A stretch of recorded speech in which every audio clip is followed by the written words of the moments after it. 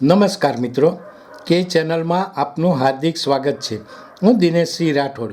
આજે આપણે જોઈશું કર્તવ્ય પથ પર કસુંબીના તાલે ગુજરાતના ટેબ્લોએ જમાવ્યું આકર્ષણ.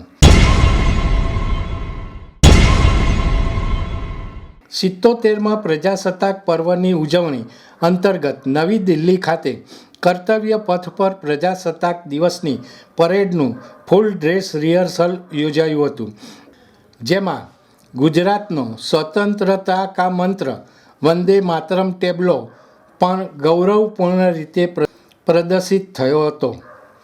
ભારે વરસાદ અને ઠંડી વચ્ચે પણ સશસ્ત્ર દળોની વિવિધ માર્ચિંગ ટુકડીઓ અને ગુજરાત સહિત વિવિધ રાજ્યના ટેબ્લોએ સૈન્યની શિસ્ત અને સાંસ્કૃતિક ગૌરવની ઝલક રજૂ કરી હતી.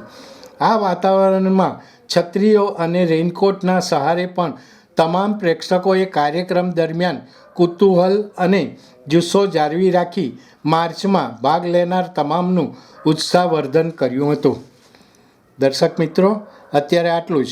આવા વધુ સમાચારો માટે જોતા રહો કે ચેનલ. નમસ્કાર.